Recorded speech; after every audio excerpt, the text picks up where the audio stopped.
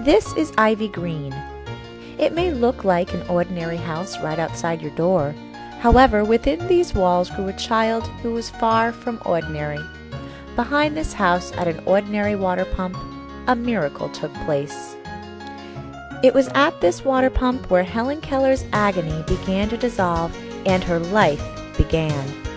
She was just your age when she began to learn that words have meaning, only she didn't do it with a book, paper, or pencil.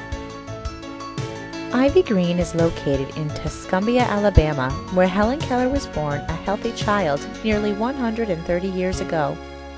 When she was just 19 months old, Helen was struck with a terrible illness which left her blind and deaf.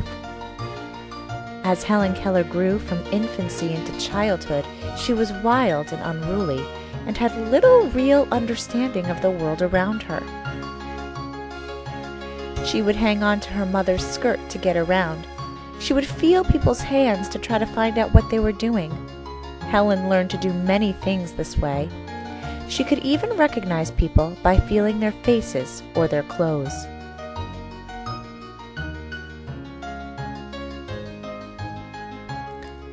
Helen was a very bright child and became very frustrated because she couldn't see, hear, or talk. She became terribly angry and began to throw temper tantrums, especially when her baby sister Mildred was born. Helen's parents knew they needed help.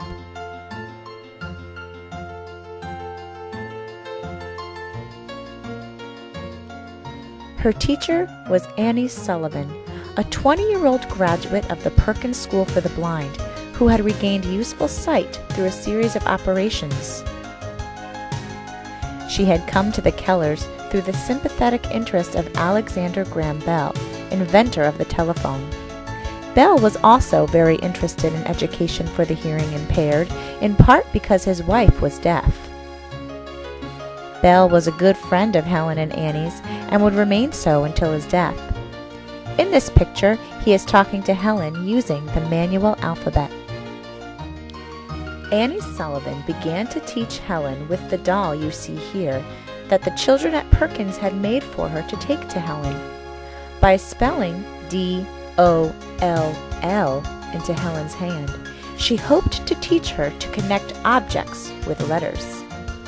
Helen quickly learned to form the letters correctly and in the correct order, but did not know she was spelling a word or even what words were. She was merely mimicking Annie's gestures.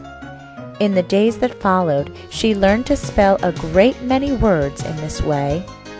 It was on that miraculous day outside at the water pump when Helen's whole world opened up to her. As the cool water gushed over one hand, Annie spelled into the other hand the word W-A-T-E-R, first slowly, then rapidly. Suddenly, the signals had meaning in Helen's mind.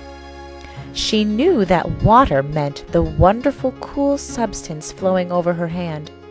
Quickly, she stopped and touched the earth and demanded its letter name, and by nightfall she had learned 30 words. This was only the beginning of Helen's overcoming her disabilities.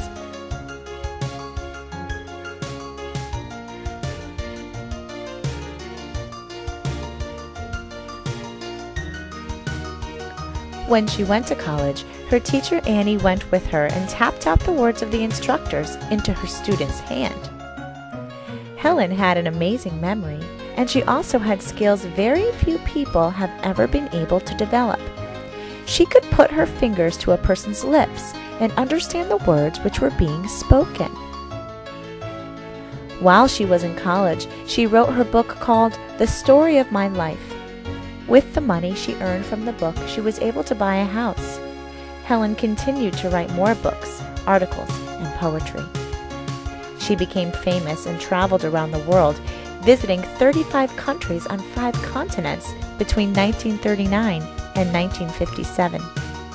She met many important and well-known people as she traveled, including Mark Twain, Charlie Chaplin, President Eisenhower, and John F. Kennedy. Helen Keller was one of the most powerful symbols of triumph over adversity our era has produced.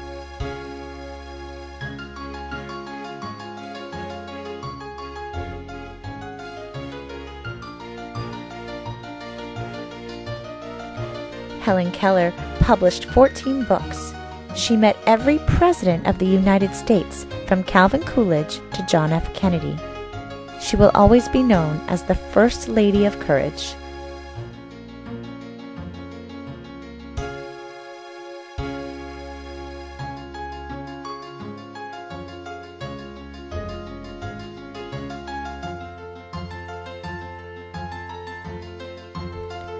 The noiseless little noises of the earth come with softest rustle.